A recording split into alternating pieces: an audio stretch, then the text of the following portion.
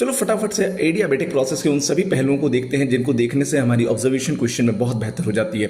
Adiabatic process का जैसे ही सवाल है, सबसे पहली बात हमारे दिमाग में जो रहनी चाहिए वो ये है कि पीवी की पावर गामा कांस्टेंट रहने वाला है, टी वी की पावर गामा -1 कांस्टेंट रहने वाला है, टी की पावर गामा पी की पावर 1 माइनस गामा ये कांस्टेंट रहने वाला है। अब इसको ऑब्जर्व कैसे करें? This is just the written equation. अब इसमें ऑब्जर्वेशन ये लगानी है हमें कि जो पी की पावर 1 माइनस गामा है ये एक नेगेटिव टर्म है 1 माइनस गामा। अगर नेगेटिव है तो यानी पी डिनोमिनेटर में यानी प्रेशर बढ़ा तो टेम्परेचर को भी बढ़ना पड़ेगा for this to be constant.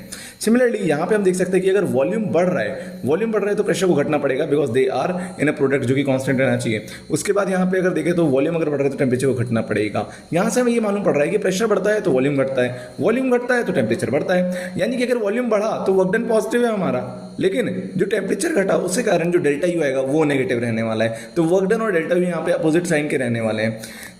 इसके बाद तो हमारा ये चर्चा हो गया कि किस तरह से ये साइन में इंपैक्ट आने वाला है। अब इसके जितने भी क्वेश्चन उसमें ग्राफ की एक अहम भूमिका रहती है। ग्राफ के क्वेश्चन जैसे आए, यहाँ पे मैं पीवी ग्राफ को स्पेशली हाईलाइट कर रहा हूँ, पीवी ग्राफ।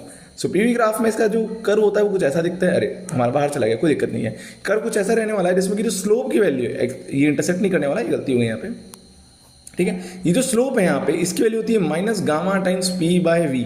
इस तरह से स्लोप का इस्तेमाल करके हमसे कई बार प्रेशर और वेलोसिटी के बीच में रिलेशन पूछा जा सकता है। उसके बाद क्या आता है फ्लॉट की एनालिसिस, कि किस तरह से जो फर्स्ट लॉ ऑफ थर्मोडायनेमिक्स है उसे कहाँ से एनालाइज कर सकते हैं, क्योंकि डेल्टा क्यू यहाँ पे जीरो है तो यहाँ पे मैं कह सकता हूँ कि डेल्टा यू जो होगा वो माइनस ऑफ वर्क डन होंगे। अब कुछ महान ऐसे लोग होते हैं जो कि वर्क डन का जहाँ पे क्वेश्चन आता है एडियाबेटिक में वो सीधे integral of P D V लगाने लगते हैं, पता नहीं कहाँ से, लेकिन वाकई में ये काम नहीं करने वाला है। यहाँ पे काम करेगा ये कि आपको वर्क डन निकालना है तो आप माइनस ऑफ डेल्टा यू से निकालें, क्योंकि डेल्टा यू निकालना ऐसे केसेस में आसान होता है।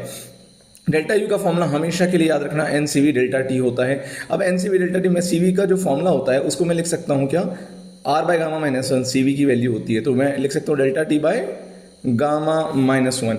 अब एन आर डेल्टा टी, ये मैं मैनिपुलेशंस बता रहा हूँ तो मैं ये कैसे क्वेश्चंस पे करने रहते हैं।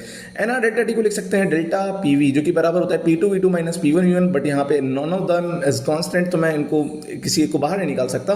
सो P2 V2 minus P1 V1 से ही काम चलाना होगा और P1 V1 और P2 V2 का रिलेशन हमारा ये कांस्टेंट रिलेशन देने वाला है। तो